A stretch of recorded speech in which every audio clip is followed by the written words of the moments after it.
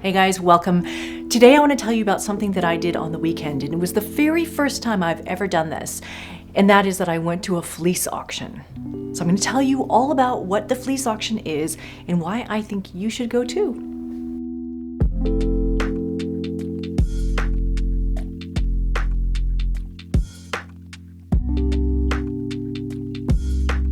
Hey guys, thank you so much for being here. My name is Felicia from SweetGeorgia, and this is Taking Back Friday. This is a space where we come every Friday and we talk about something to do with knitting or spinning or weaving or dyeing. Today I'm going to tell you all about a fleece auction that I went to on the weekend. I went with Greta and Kathy from the studio here, and we went to go check out what the fleece auction was all about. Today we are going to be going to the Lower Mainland Sheep Producers Association sheep auction. No, fleece auction.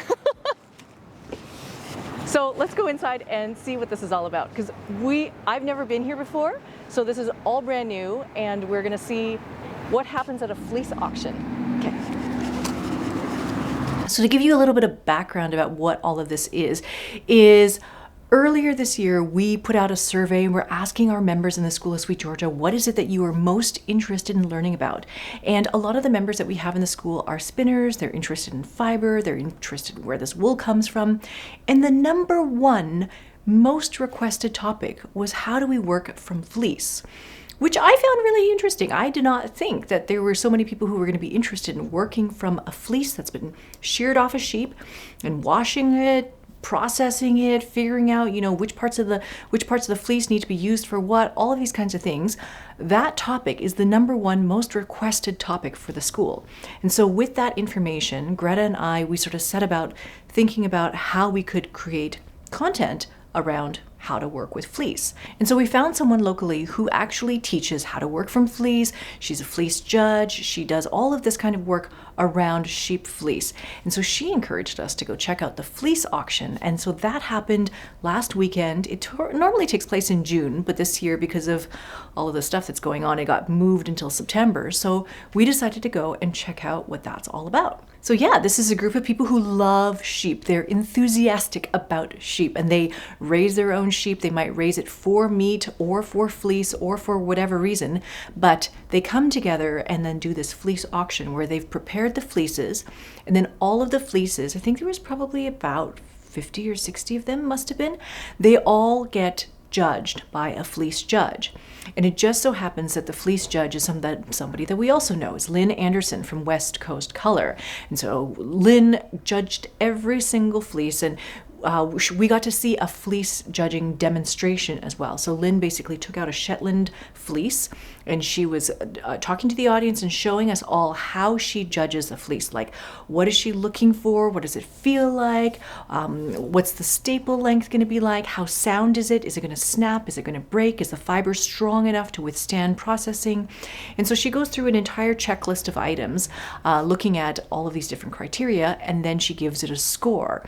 And so with all of the fleeces that she judged single-handedly, she gives them all a score, and then they get ranked, and then you can bid on them. So that's what the auction is all about. So you come to this event, all of the fleeces have been judged, they've all been looked at, they've all been scored, and then I think it was the top 3 or the top 5 get put into this championship category, where they're the best fleeces of the entire auction. So when Greta and Kathy and I arrived at the location, all of the fleeces are in bags, and they're all sort of arranged on all the tables, and you can walk around and look at each one of the fleeces and touch and feel and all this kind of stuff.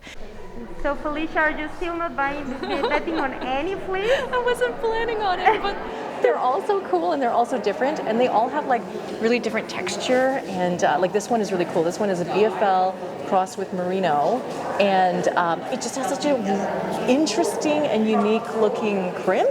It just looks really cool. The crimp is amazing. Yeah, I feel like this crimp where it's like been undisturbed, where it's all sort of like still together, is really interesting to look at, and it just, you can almost feel how it would feel if you were to, pull it apart and have all those crinkles kind of draft apart. It could be really super fun to play with, and but this seems like a lot to process.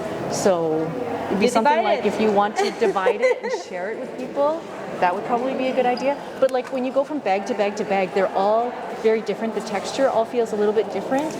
They all look a little bit different. And then we haven't even got to the long wool section. The long wool section, like the fibers look much more curly and wavy and everything like that. And so there's some that already have natural color. And so we go and we walk through all the aisles and we look at all of the fleeces, what looks good, which ones look a little bit like they would take more work to clean, like which ones are more greasy or more dirty.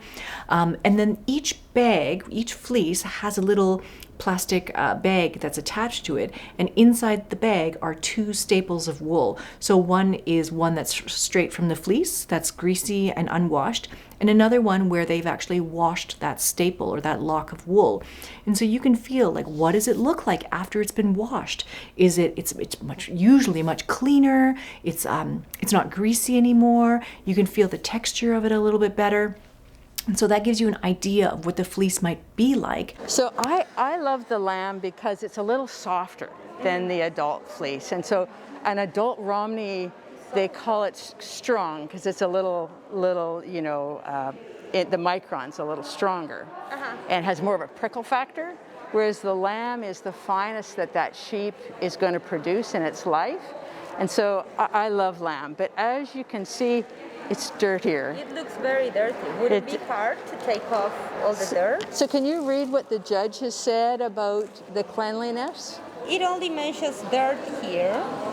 No vegetative extra. matter? No vegetable matter, only dirt. But let's take a look. So they pull out locks for you. Yeah. And what they have here is they have The dirt. a raw lock, Yeah. so you can see where the dirt is in the fleece, although you can have variation throughout the fleece. So, Yeah. and then you see how it clean. washed Oh, wow. up. This is pretty amazing. It's so soft. So with all of these fleeces arranged in the room, we had a booklet with all of the starting bid prices. So, you know, a fleece might start at $26 for the entire thing. So an entire fleece might be anywhere from 3 pounds to 7 pounds or whatever it happens to be. But they would have a starting bid price, so like $26 or $36 or $75 or whatever the starting bid was. And then after the sort of the viewing was done, after you got a chance to walk around and look at all the fleeces, and then after we watched Lynn do the fleece demonstration where she judged a fleece and showed you how she would do that, then the actual auction begins. And the auction is like a live auction. So they would bring around the fleece and somebody would walk it up and down and show it to everybody and say, we're going to present lot blah, blah, blah. And the starting bid is blah, blah, blah. And so it works just like a live auction would. So you raise your card in order to bid on the fleece that you want, and then you see if you get to win it. And so the whole ride, the whole ride into the fleece auction, me and Greta and Kathy were talking about how we're not going to buy anything. I don't need to buy anything because I bought I bought 2 fleeces in Pender Island a couple of weeks ago. And so we were like, oh, we're not going to buy fleece. But then when we got there and we talked to Sherry from Kunigas Textiles, and she is going to be teaching us a lot more about working from fleece next year. So we talked with Sherry and she was telling us what's good and which fleeces to look for. And then we also talked to Lynn, who was the judge of all the fleeces, and she told us which ones to look out for and which ones were really, really good and which ones we should try to go for. And then we decided to bid on a couple of fleeces. So in the end, I was filming a lot of this stuff, but Greta had registered to bid, and so Greta bid on 5 different fleeces, but we ended up winning 3 of the fleeces. Now these fleeces are big. I mean, I think we ended up getting all together 13 pounds of fleece. And so that is more than I want to process by myself. That's more than she wants to process by herself. And so it just so happens that Greta was going to buy and bid on behalf of her guild friends. So at her spinning and weaving guild, there was a group of them who also decided that they would like to share in some of the fleeces. So with this many pounds of fleece, we can just divide it among 8 or 9 people, and then everybody goes home with a chunk of fleece. And so that chunk, or that 1 pound or 1.5 pounds of fleece, you can take that home, and I feel much more comfortable washing 1 pound of fleece as opposed to 13 pounds of fleece by myself. So at this fleece auction, you would just see the most beautiful textures. Like we were talking just a couple of weeks ago about, the different crimp structures and, the lock structures, how things are wavy or how things are curly or all these kinds of things. And so I saw a little bit of BFL. I think there was one fleece that was a BFL and merino blend, which was very, very interesting. There were some, the fleeces that we actually won. We won 2 Gotland and Romney crosses, and we won one that is a polled Dorset. So a Dorset is a generally like a meat sheep, and it has a down wool.